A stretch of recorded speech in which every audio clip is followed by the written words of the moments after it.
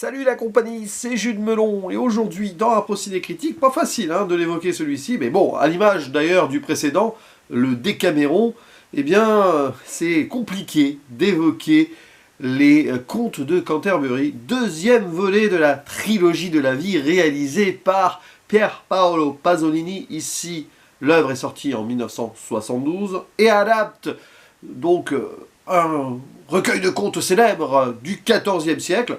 Comme c'était le cas pour le Décaméron, c'était du Boccace, c'était italien. Là, c'est britannique, Geoffrey Chaucer, qui peut-être s'est inspiré de Boccace d'ailleurs, parce qu'il y a des parallèles qu'on pourrait faire. Pasolini donc s'est amusé à remettre au goût du jour, tout en voyageant évidemment dans l'époque médiévale, certaines de ces histoires que l'on contait aux pèlerins et que, ici, Chaucer mettait en recueil, à moins qu'il en inventait lui-même, on ne sait pas trop. Et il doit faire une grosse sélection ici, parce que c'est assez copieux, je crois, les contes de Canterbury. J'ai voulu lire ce machin, c'est un petit peu le cauchemar des étudiants en langue anglaise, niveau littérature, et même que les profs de littérature n'étaient pas trop fans. Bon, ça c'est une petite anecdote personnelle. Ce qui est certain, c'est que ça va être un petit peu compliqué de tout évoquer en détail, et c'est pas le but ici.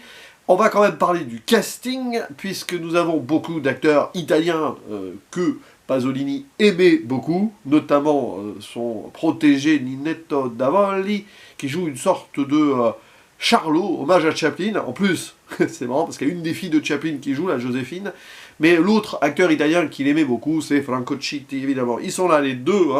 Pier Paolo Pasolini se donnant un rôle très important, comme il l'avait fait dans le précédent. Ici, c'est carrément Chaucer lui-même, dans les interludes, intermèdes, on le voit écrire ou lire ce qu'il va raconter. Et je reviendrai sur ce point parce que la finalité, même s'il n'y a pas de zone spoiler à faire ici, est très intéressante. Donc voilà, pas mal de gens qu'on peut connaître ou non, parce que évidemment il récupérait des inconnus, jeunes britanniques notamment là. Il y a quand même Tom Baker qui sera Doctor Who, quelques années après, c'est assez amusant, dans un rôle qui forcément est très différent de ce qu'il fera peut-être par la suite. Voilà, donc, histoire de, ici, résumé sans résumé, il adapte, je crois, 8 des contes.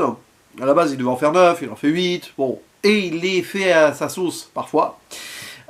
Disons que, globalement, thématiquement, on est en terrain connu par rapport à déjà ce que Pasolini a fait dans son cinéma préalable, mais aussi dans ce qu'il a pu proposer dans le très bon, le Décaméron, que j'ai fait figurer dans mon top 50 des films hors nouveauté que j'ai découvert en 2025, je vous renvoie vers cette vidéo, qui a été publiée début janvier. Bref, que disais-je? Oui, cette idée de montrer l'hypocrisie, notamment de la bourgeoisie, de sa convoitise, etc., mais aussi des institutions religieuses, Pasolini étant lui-même croyant, mais il croyait, donc, bien sûr, à Dieu, etc., mais surtout en rapport au peuple, tout ce qui tirait les ficelles et qui était en lien avec la bourgeoisie, il aimait bien les canarder. Là, on est encore plus ici dans le profane, tout en convoquant le sacré, et probablement que par rapport au Décaméron, nous sommes ici en présence d'une œuvre beaucoup plus grivoise, même érotique, disons-le, par moment, qui peut-être annonce son salaud, que je verrai fatalement quelque part cette année, il faudra que je vois les 1001 nuits avant. Est-ce qu'ici il y a un glissement qui se fait? Probablement. Parce que finalement, le Décaméron, bon, il y a des trucs quand même, évidemment, un petit peu grotesques, entre guillemets, décalés, qui ont dû choquer à l'époque, mais alors là, les contes de Canterbury, je vous raconte pas la tête de certaines personnes qui ont vu ce film à l'époque. Mais on est en pleine émancipation de pas mal de choses, et donc, autre thématique intéressante, la jeunesse, ici, qui prend ses libertés, qui a envie de vivre ses désirs, sa vie et tout, mais parce que c'est plein de dilemmes, ce film, à l'image de Pasolini lui-même, qui va faire des erreurs dans la convoitise, à l'image aussi de certaines personnes de la bourgeoisie qui veulent vivre leurs désirs, mais qui tombent facilement aussi dans l'argent facile. Et donc ces histoires sont un petit peu dans ces retranchements-là, avec évidemment l'aspect médiéval de l'époque, et la transposition monde moderne des années 70, ça se sent en fait dans le ton, évidemment, le phrasé, certains gestes, certains vêtements aussi, notamment les plus jeunes. Il y a une sorte de mode presque rétro-futuriste, d'une sorte de médiéval transposé à cette époque post-année 68, post-68, on va dire ça comme ça.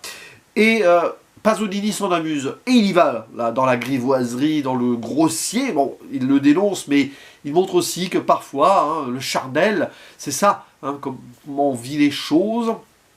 Et lui-même, vous le savez peut-être, hein, Pasolini, avait ce côté de dualité en mode très croyant, religieux et tout, mais attention, une religion très proche donc de ce qui est terre à terre avec le peuple.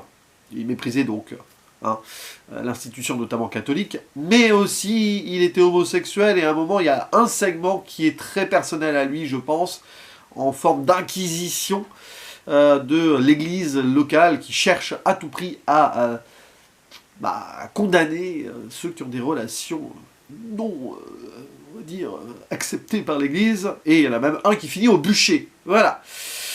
Ça en dit long, et l'histoire de diable, évidemment, derrière. Le diable est dans le détail, le diable est dans l'humain qui laisse se faire aussi ce genre de choses. Et finalement, l'enfer est peut-être beaucoup plus lié à l'Église en tant qu'institution que peut-être en tant que péché du peuple qui, lui, subit un petit peu cela aussi, la forme de tentation, voilà, aussi hypnotisé, ensorcelé par ce qui peut se passer autour. C'est passionnant. C'est un film qui est peut-être moins, j'ai envie de dire, marquant poétiquement, entre guillemets, que le Décaméron, parce qu'ici on est beaucoup plus dans le frontal, ce qui est intéressant, parce que forcément, il y a des moments où tu te dis, il aurait pu répéter ce qu'il a fait dans le Décaméron, et en effet, on l'a par moment. Mais il y a ce décalage, cette transgression supplémentaire qui fait que c'est différent. Peut-être que j'ai trouvé ça too much par moment, c'est pas parce que je suis dans une forme de pudeur personnelle, pas du tout, ça n'a rien à voir avec ça, c'est juste que je sais pas, à certains moments, tu te dis que autant le développer plus de... Voilà, le côté à sketch, segment ici est beaucoup plus marqué que dans le Décaméron, où il y avait une forme de fluidité.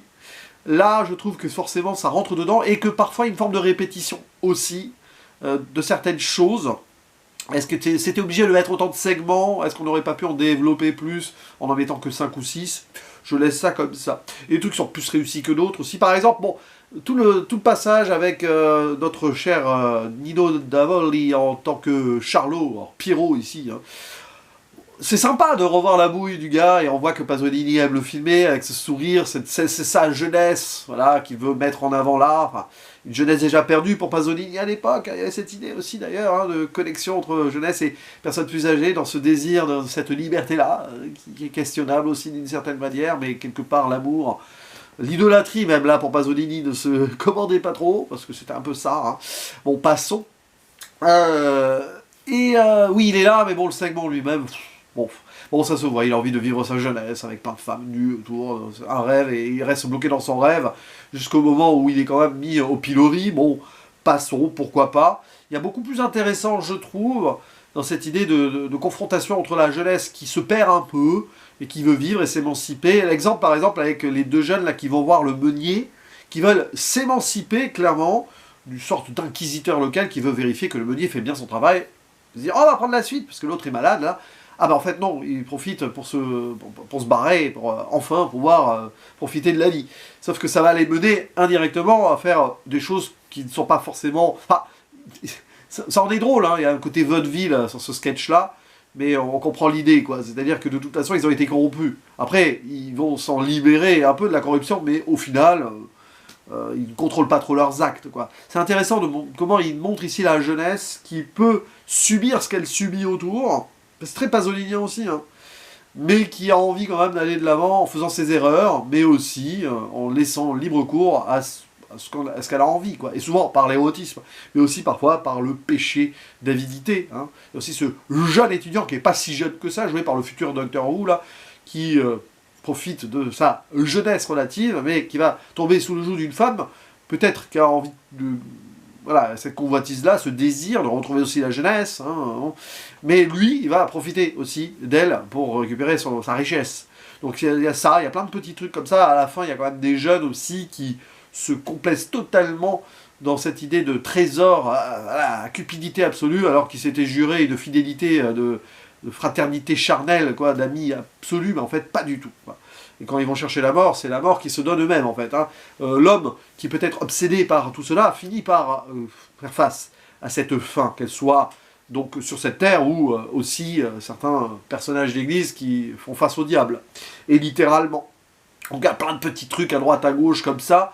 Dans la mise en scène, avant de revenir sur l'épilogue à la fin, parce que il n'y aura pas de zone spoiler, hein, je vous préviens à l'avance, c'est inspoilable ce genre de film de toute façon, parce que sinon on n'en parle pas, vu que c'est par segment fatalement. Mais bon, pour en revenir sur une dernière chose, la mise en scène, enfin une dernière chose avant la conclusion, est toujours pasolinienne. Vous savez, ces chants contre chants comme ça qui font part belle au visage, surtout les visages de la jeunesse, mais qui essayent aussi d'être en rupture parce que le côté très classique, vous savez, du chant contre chant, Pasolini le mettait souvent en place aussi pour le briser un petit peu derrière par les actes, par ce qui se passe, parce que c'était des conventions assez bourgeoises peut-être dans le cinéma pour mieux après les retourner.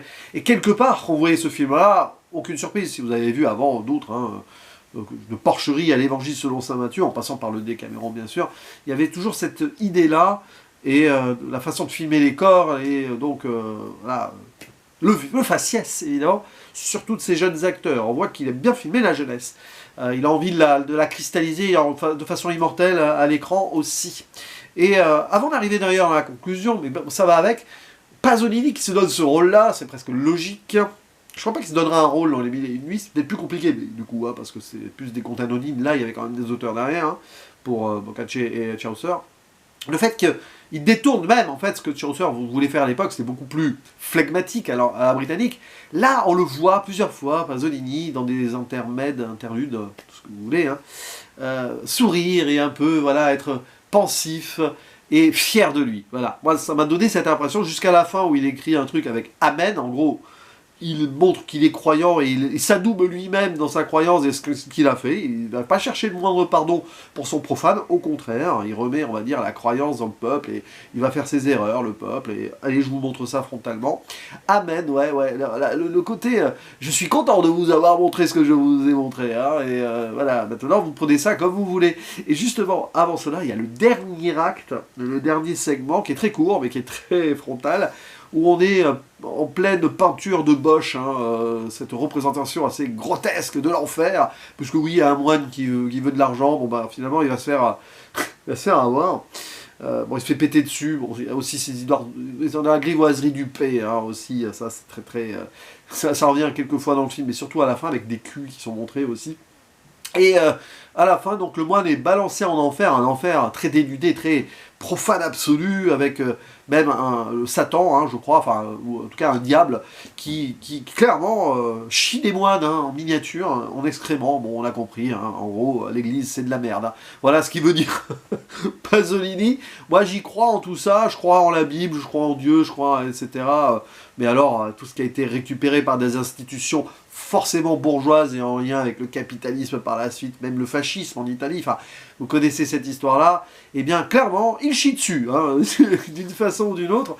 C'est frontal, hein, comme dénonciation, mais au moins, ça a le mérite d'être clair pour un Pasolini qui, donc, évidemment, n'était aimé de personne, hein, même pas de le Parti communiste aussi, sûrement n'a pas dû apprécier, peut-être, mais quoique, je ne sais pas, mais sa façon d'être très croyant, voilà, il était...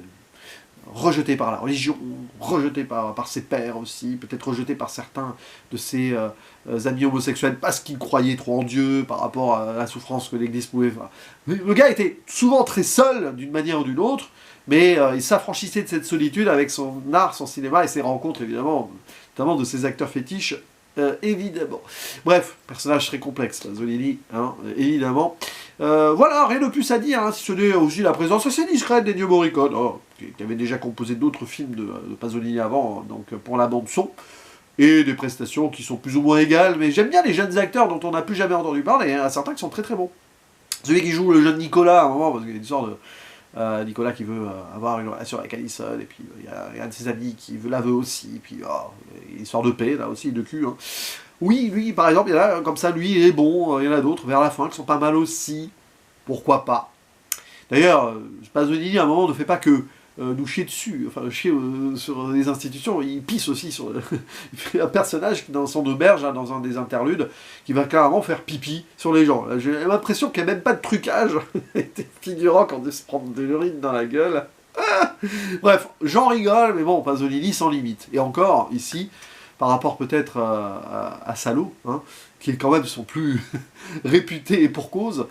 Peut-être que c'est rien, ça, ou à moins que les contes de Canterbury soient moins connus, tout simplement. N'hésitez pas à dire en commentaire d'ailleurs, hein, pour l'élément de comparaison, je verrai plus tard. Mais si vous avez apprécié ou non ce film, parce que pas forcément facile d'aimer ce genre d'œuvre, mais c'est particulier, et certes moins réussi selon moi que le Décaméron, mais ça mérite le coup d'œil, forcément, avec parfois le sourire aussi. Il faut en rire de ce genre de choses, essayer de voir ce qui se cache derrière sur la psychologie et les thématiques obsessionnelles du monsieur. Allez, à vous la parole, il ne me reste plus qu'à vous dire à la prochaine. Ciao.